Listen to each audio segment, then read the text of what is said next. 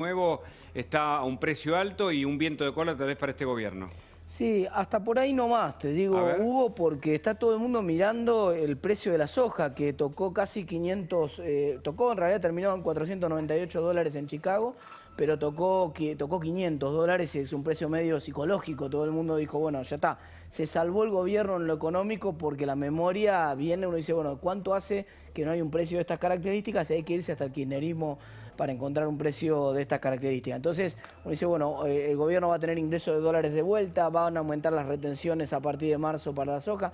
Ni muy, ni tan tanto, decía Hugo, por lo siguiente, porque buena parte de ese precio de 500 está reflejando que el mercado ya descuenta que la cosecha va a ser muy mala. Acordate vos. Es decir, está vinculado con la oferta y demanda, digamos. Sí, exactamente. El problema es que la recaudación, tanto sea del impuesto de las retenciones como de los ingresos de los productores agropecuarios vinculados a la soja, es precio por cantidad. Correcto. Es decir, vos podés tener una soja de 500, pero si no tenés cosecha, 500 por 0 da 0. Entonces, claro, el problema central acá es que están contando, todo el mundo dice, bueno, festejan la soja de 500, y el problema central es que no va a ocurrir las dos cosas. O sea, no va a haber una muy buena cosecha a $500. Parte de ese $500 está reflejando que el mercado descuenta que la cosecha va a ser mala. Si fracasa la estimación del mercado, y ojalá, ¿no?, y la cosecha es buena y no hay sequía, el precio no se va a sostener en 500, va a ser un precio bastante más bajo. Entonces, claro. Ahí esa es un poco la paradoja. El gobierno está pensando ya medidas, después te cuento en un rato, en la próxima intervención, está pensando medidas nuevas sobre el sector de la carne para ver si puede controlar de alguna manera los precios de la economía.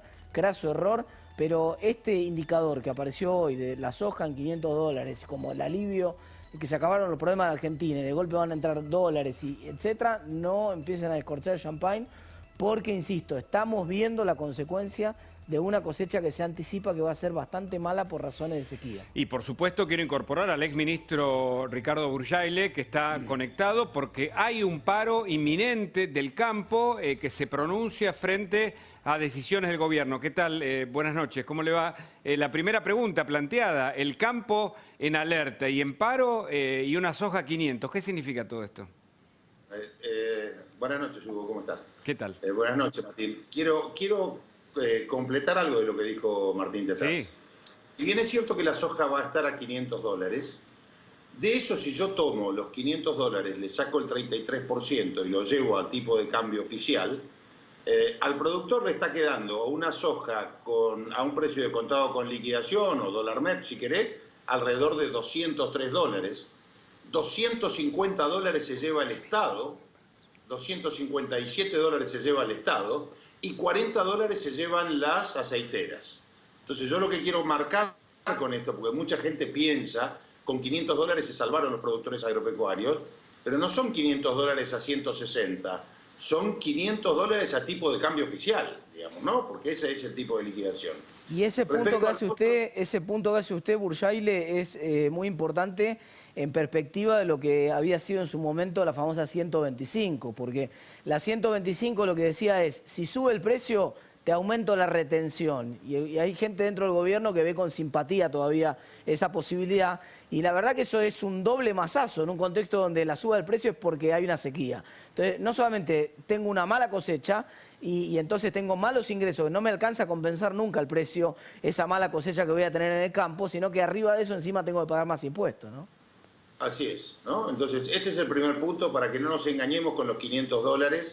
Digo que no son 500 a 160. Eso daría, para hacer rápido el cálculo, alrededor de 105 por 180.000 pesos, ¿no? De 90.000 pesos la tonelada. Sí. Perdón. Y el productor está cobrando alrededor de 29.000 pesos la tonelada en este caso. Claro. Así que estamos casi en un tercio del valor de lo que estamos hablando. Respecto a lo del paro agropecuario, la verdad que la Argentina es capaz de repetir los mismos errores siempre, ¿no?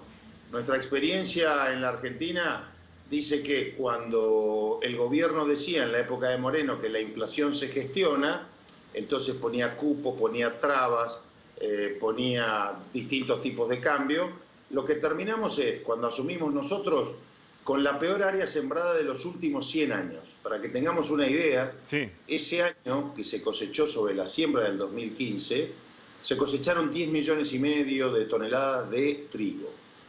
El consumo interno son alrededor de 6,5 millones de toneladas, Brasil solo consume 7. Entonces fue un pésimo año. Este último año fue un año de 21 millones de toneladas y este año va a ser un año de, alrededor, Martín me podrá corregir, pero de 16 millones de toneladas. Esta medida del gobierno del maíz es la medida más infantil y si querés, Hugo, sí, es la medida más tendenciosa. ¿Y por qué el gobierno toma estas medidas? ¿Me puede explicar? ¿Es una cuestión ideológica? ¿Por qué de nuevo el campo? ¿Por qué abrir un escenario, no sé si bélico, pero de conflicto donde no lo había? ¿O en todo caso estaba todo tirante, pero no al punto del paro, que ya es inminente?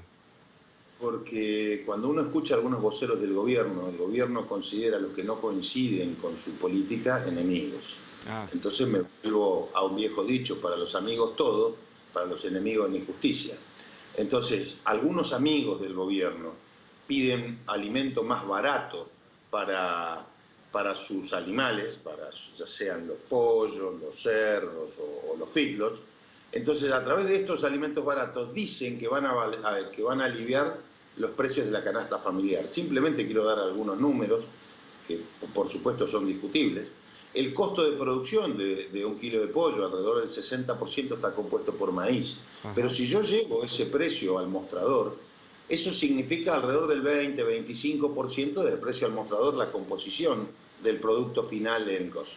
Es decir, que supongamos que el gobierno, cosa que no va a conseguir, logre bajar el precio del maíz un 10%. Vamos a suponer, no va a suceder.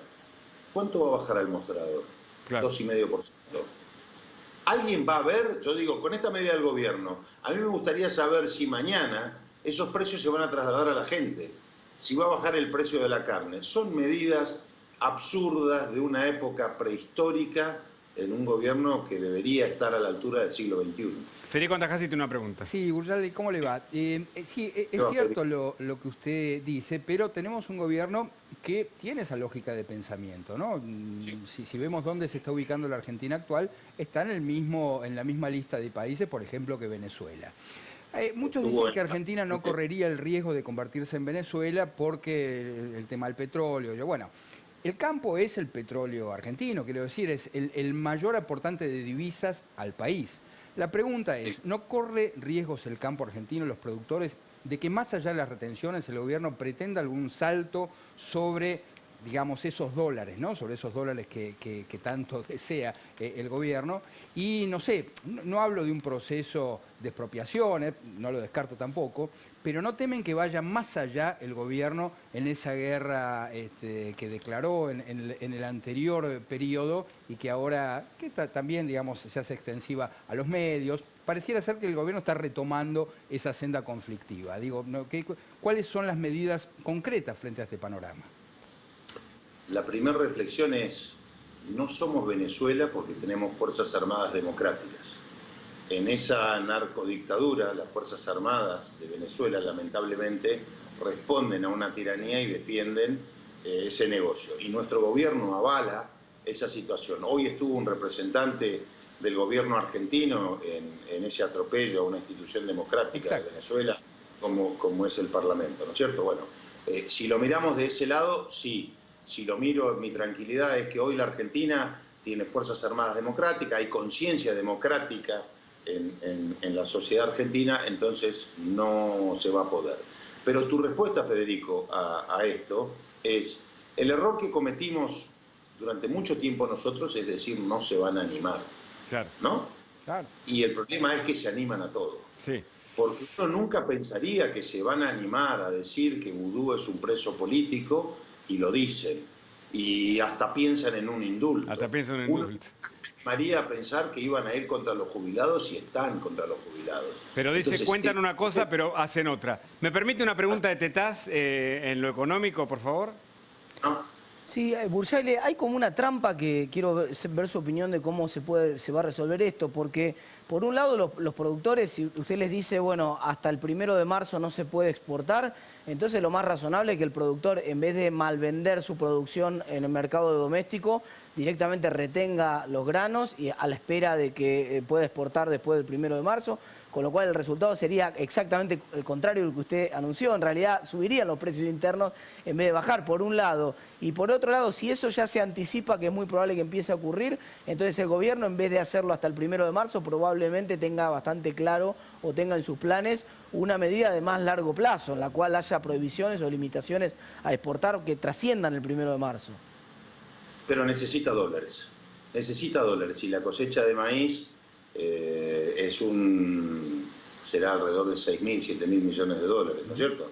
Y el gobierno necesita dólares. Entonces, la única razón por la que hoy no se está aplicando esa situación es porque el gobierno necesita dólares. Si no, su propia ideología lo llevarían a controlar y poner los cepos a la carne, los cepos al maíz. Pero la consecuencia inmediata de esto es que si vos tenés un producto transable, como es el maíz, la primera duda que te va a saltar es, che, si yo hago trigo o maíz, ¿quién me garantiza que en esta próxima campaña de trigo, donde va a bajar la oferta de trigo, donde va a haber alrededor de 16 millones de toneladas de las 21 que teóricamente íbamos a tener, producto de la sequía, ¿quién me garantiza que no vuelvan a aplicar esto mismo? Ya hay registradas 5 millones de toneladas, más 6 o 7 que vamos a usar para consumo interno. ¿Van a cerrar los registros de exportación? Sí. Cuando cierran los registros de exportación, es decir, e impiden la exportación, bajan los precios internos, porque no compiten la exportación contra el mercado interno, y lo que termina pasando es que los exportadores compran muy barato y después le abren la exportación y los exportadores ganan el doble. Toda la soja, entonces, toda la soja. Sí. Entonces, exactamente, Martín. Entonces lo que termina pasando es que vos decís, yo no quiero embromar más, yo no quiero quemarme más con leche, voy a hacer soja. Claro. Y terminamos degradando el suelo sin rotar cultivos. Y para darnos una idea, la soja, el maíz rinde aproximadamente 3 veces más que la soja por hectárea. Claro. Vamos a poner un número así. Eso significa más combustible, más camiones, más cubiertas, más tránsito, más gomero, más restaurantes, más todo. Está claro, está claro. Ricardo, le agradezco mucho el contacto, ¿eh? Como siempre es un tema que vamos a seguir de cerca porque, bueno, lo del campo es como la matriz productiva de la Argentina. Así que gracias de nuevo. Gracias. Bueno, y del campo, de la economía, venimos para la salud, porque tenemos aquí en el estudio al doctor